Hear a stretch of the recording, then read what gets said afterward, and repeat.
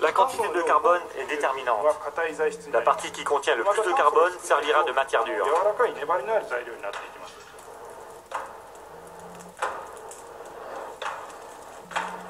Le procédé est long et minutieux. L'artisan s'efforce au préalable d'aplatir le métal.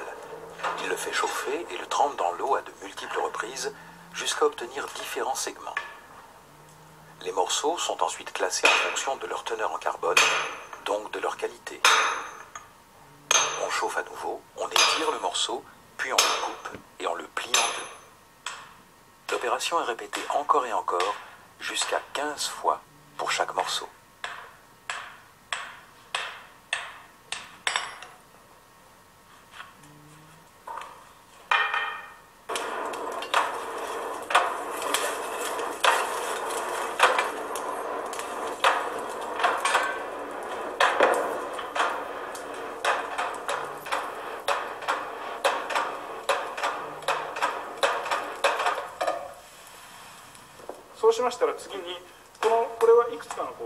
Par la suite, on obtient un bloc de fer qui se divise en plusieurs parties.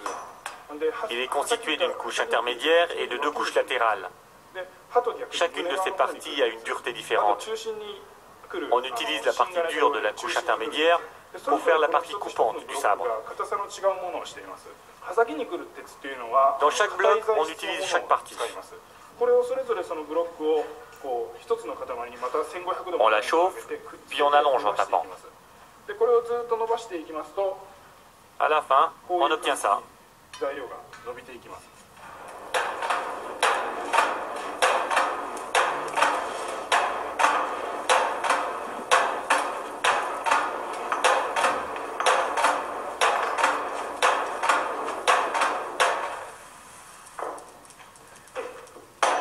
Chaque année, avec l'aide de ses apprentis, Katsuo Kato fabrique un nombre limité de pièces.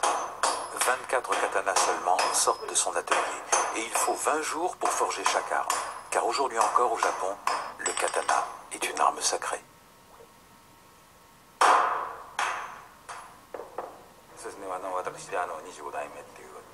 Ma famille est une famille de forgerons. Je suis la 25e génération. Nous remontons à l'époque Muromachi. On fait le feu dans le four. On ne mesure pas la température.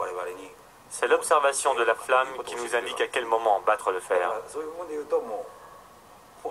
Les flammes sont les mêmes qu'autrefois, et je sens dans le feu la perpétuation du savoir-faire.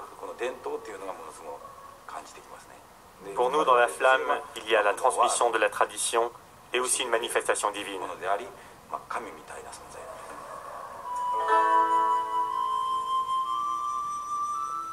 Le katana était le symbole de la vaillance et de la loyauté du samouraï. Il était l'objet d'un véritable culte. Le guerrier qui perdait son sabre ou dont la lame se cassait perdait son honneur.